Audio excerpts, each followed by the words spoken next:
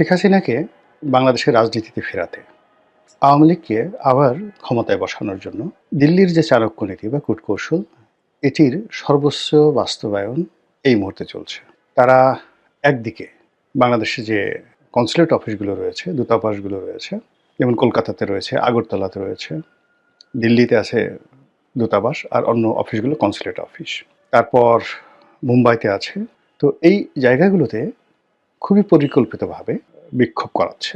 ভারতীয় নাগরিক যারা আছেন বিক্ষোভ করাচ্ছে, এবং সেখানে যারা উগ্রবাদী হিন্দু রয়েছেন তারা শত শত মানুষ একত্র হয়ে সেই বাংলাদেশ সরকারের জন্য, ডক্টর মোহাম্মদ ইউনূসের জন্য ভীষণ রকম বিব্রতকর এবং পরিস্থিতি, মানে অসম্মানজনক একটা পরিস্থিতি তারা তৈরি করে সেগুলো ইন্টারনেট প্রোটোকলের মাধ্যমে সারা দুনিয়াতে ছড়িয়ে দিচ্ছেন।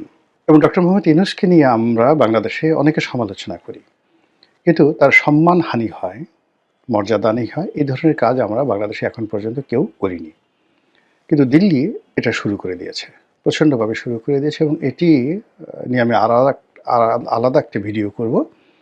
তো এটা বর্তমান যে সরকার, অন্তর্বর্তীকালীন সরকার, এটা খুব সিরিয়াসলি কগনিজেন্সি নিয়েছে। কগনিজেন্সি নিয়ে তারা কি করলো, ভারতীয়দের ভিসা বন্ধ করে দিয়েছে।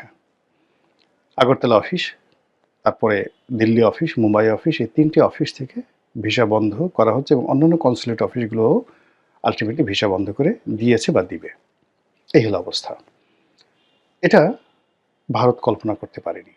এর কারণ হলো তারা বর্তমান সরকারকে চাপে ফেলার জন্য এই কয়েকদিন আগে বাংলাদেশের যে ভিসা কার্যক্রম ভারতীয় ভিসা সেন্টারে সেটা তারা বন্ধ করে দিয়েছিল, কিন্তু এতে সরকার দমেনি।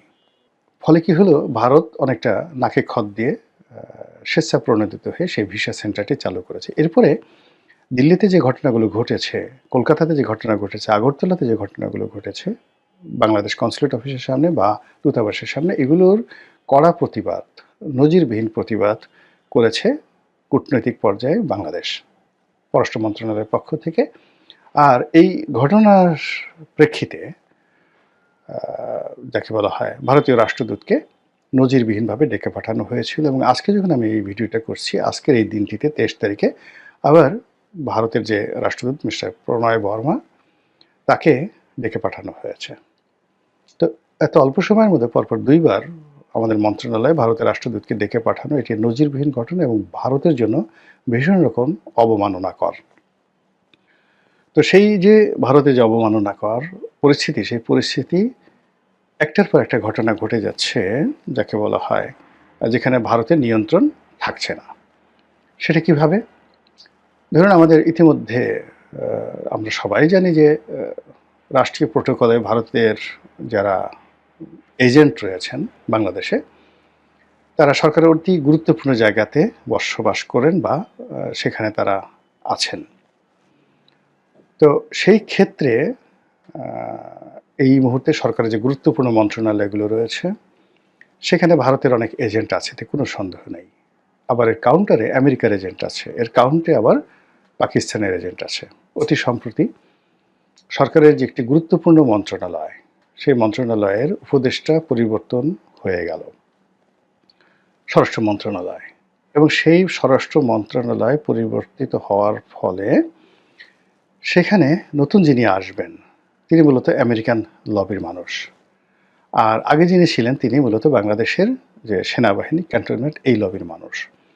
ফলে এখানে একটা মানে কি হলো, মানে আগে যারা ছিল তিনি কি আমেরিকার লোক ছিলেন, না ভারতের লোক ছিলেন, নাকি ক্যান্টনমেন্টের লোক ছিলেন, আর যিনি আসলেন তিনি কার লোক হবেন? এবং নির্বাচনের এই সময়টাতে স্বরাষ্ট্র মন্ত্রণালয়ে এই পরিবর্তন নিয়ে যে কথা শুনছি, এখানে ভারতের একটা বিরাট চাণক্যনীতি আছে।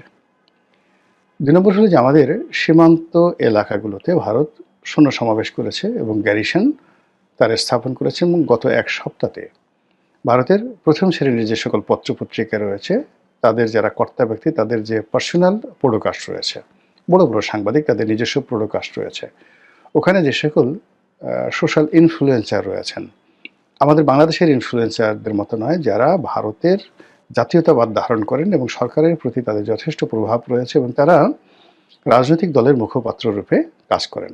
পত্রপত্রিকা যেই জিনিসগুলো সরাসরি লিখতে পারেন না, সেগুলো তারা তাদের নিজস্ব ইউটিউব চ্যানেলে সেটা প্রচার করেন। তো এরকম কিছু পডকাস্টে আমি দেখলাম যে ভারতের পক্ষ থেকে এই সকল যারা ইনফ্লুয়েন্সার রয়েছেন তারা একটি যুদ্ধের স্বপ্ন দেখছেন। বাংলাদেশ ভারতের সঙ্গে একটা যুদ্ধের পরিস্থিতি তারা আন্দাজ করছেন এবং ভারতকে তারা প্রলুব্ধ করছে, দিল্লিকে তারা প্রলুব্ধ করছে যে বাংলাদেশের ব্যাপারে তাদের খুব রাষ্ট্রিক অ্যাকশন নেওয়া উচিত। এই গেল পরিস্থিতি। সেটা কেন, কি কারণে, এটা আরও বিস্তারিত বললে এই ভিডিও অনেক বড় হয়ে যাবে। সর্বশেষ যে বিষয়টা নিয়ে বলতে চাচ্ছি সেটি হলো জনাব তারেক রহমান সাহেবের যে দেশে ফেরা, এই দেশে ফেরাকে নিয়ে ভারতের পত্রপত্রিকা টিটকারি শুরু করেছে। তারা বলার চেষ্টা করেছে যে তারেক রহমান সাহেব মূলত দিল্লির গ্রিন সিগন্যাল পেয়ে বাংলাদেশে পদার্পণ করলেন এবং এখানে এটা ছাড়া তার আর কোনো উপায় ছিল না।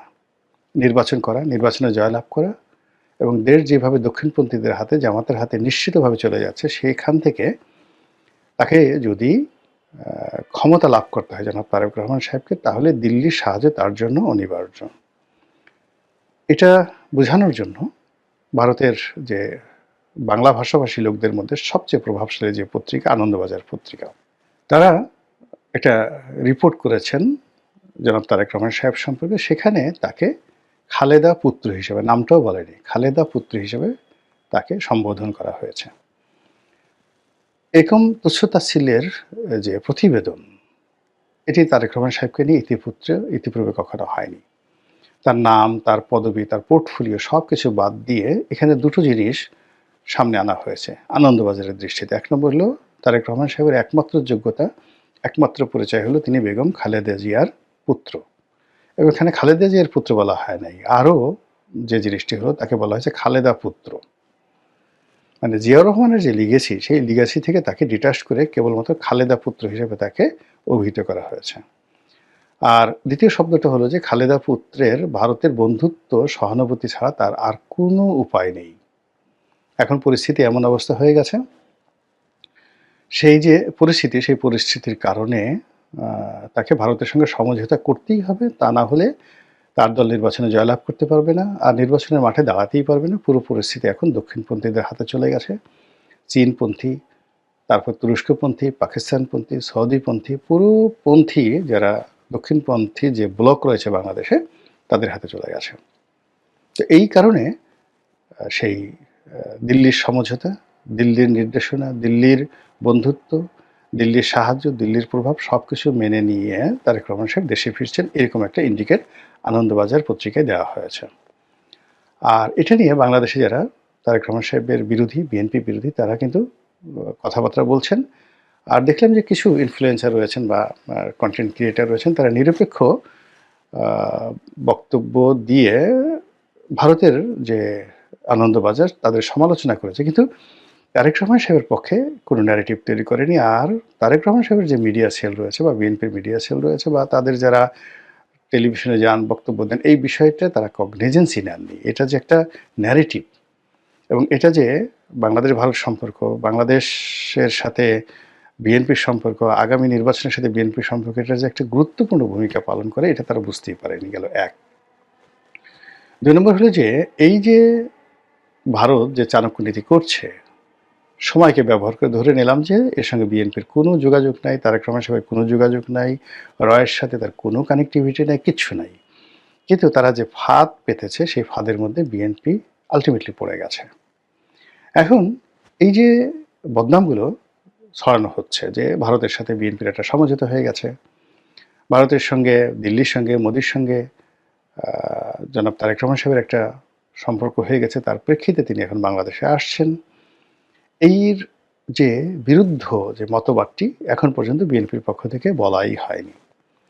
দ্বিতীয় মতবাদটি তারা বলবেন উনি আসার পরে, যে তারেক রহমান সাহেব যে আসছেন মূলত দিল্লির শর্ত মেনে। আর দিল্লির শর্ত হলো আওয়ামী লীগকে পুনর্বাসন করতে হবে, নির্বাচনে অংশগ্রহণ করতে দিতে হবে, অথবা নির্বাচনের পরে বিএনপি যখন ক্ষমতায় আসবে তখন আওয়ামী লীগকে ওয়াক ওভার দিতে হবে এবং আওয়ামী লীগকে রাজনীতিতে পুনর্বাসন করতে হবে এবং এই সময়টিতে যা কিছু হয়েছে সব কিছু বাদ দিতে হবে। এবং এই কথাগুলো যাকে বলা হয় যেভাবে প্রচার করা হবে, সেই প্রচারের বিরুদ্ধে ন্যারেটিভ তৈরি করার জন্য মিডিয়া থেকে শুরু করে অন্য কোনো জায়গাতে বিএনপির শুরু হয়নি। বিএনপি যেটা চেষ্টা করছে সেটা হলো দেশের মূলধারার যে গণমাধ্যম। এখন মূলধারার গণমাধ্যম তো খুব অল্প মানুষ পড়ে। ধরেন প্রথম আলো, ডেইলি স্টার, অন্যান্য পত্রিকা কতজন মানুষ পড়ে এবং তাদের দ্বারা যারা পাঠক মানে প্রথম আলোর পাঠক তারা মরে গেলেও মানে বিএনপিকে সাপোর্ট করবে না। তারা সারা জীবনে বিএনপিকে, আওয়ামী লীগকে, এমনকি জামাতকে, মূলধারা যারা রাজনীতি করেন তাদেরকে ঘৃণা করছে। তো কাজে এই মুহূর্তে মূলত অন্যান্য যে সকল পত্রপত্রিকা রয়েছে, তো দেখলাম যে অন্যান্য যে সকল পত্রপত্রিকা যাদের সমাজে ইনফ্লুয়েন্স রয়েছে, যেমন ধরেন ইত্তেফাক আছে, নয়া দিগন্ত আছে, কালের কণ্ঠ আছে, বাংলাদেশ প্রতিদিন আছে, যুগান্তর আছে, এই পত্রিকাগুলোর মাধ্যমে যে একটা ন্যারেটিভ তৈরি করা হবে, সেই ন্যারেটিভ তৈরি করার মতো না আছে লেখক, না আছে কলামিস্ট, না আছে সাংবাদিক। এখন তারা যেটা চাচ্ছে, তাদেরকে রেডিশনে এনে খাওয়ালো, তাদের দ্বারা তারেক রহমান সাহেবের প্রশংসা করালো, আর এতেই মনে করলো যে আসলে হয়ে যাবে, এতে করে পুরো পরিস্থিতি আরও তাদের বিরুদ্ধে চলে যাবে। তো যেটা বলছিলাম যে বিএনপির যারা বিরোধী পক্ষ তারা যেটা প্রচার করবে সেটা হলো যে ভারত যে শর্ত দিয়েছে তার প্রধান শর্ত হলো আওয়ামী লীগকে পুনর্বাসন করা, শেখ হাসিনাকে ফেরত আনা ইত্যাদি কাজগুলো। এবং এটা সত্য মিথ্যা ধারে কাছে ব্যাপার না, এই প্রচারণার কারণে দেখা গেল বিএনপির যে সর্বনাশ, রাজনীতির যে সম্ভাব্যতা, এটি একেবারে সমূলে বিনষ্ট হওয়ার আশঙ্কা দেখা দিয়েছে। আর এরকম ঘটনায় প্রতিপক্ষ নিশ্চিতভাবেই আপনি দেখবেন যে কাঁঠাল ভাঙবে বিএনপির মাথায়, কিন্তু ফলাফল যারা কাঁঠালের যে স্বাদ, আহ্লাদ, রস এসব যাকে বলা হয় গ্রহণ করবে বা খাবে বিএনপি বিরোধী শক্তি, বিশেষ করে জামায়াত ইসলামী। খেলা জমে ক্ষীর হয়ে গেছে, দুধ গরম হয়ে ঠান্ডা হয়ে আবার সর পড়ে গেছে রাজনীতির মাঠে। এখন এই সর আপনি কি সর হিসেবে খাবেন, নাকি ঘি বানাবেন, নাকি মাখন বানাবেন, নাকি এটা বেটে আপনার চোখে মুখে দিয়ে নিজের রাজনীতির জৌলুস যৌবন ফিরিয়ে আনবেন?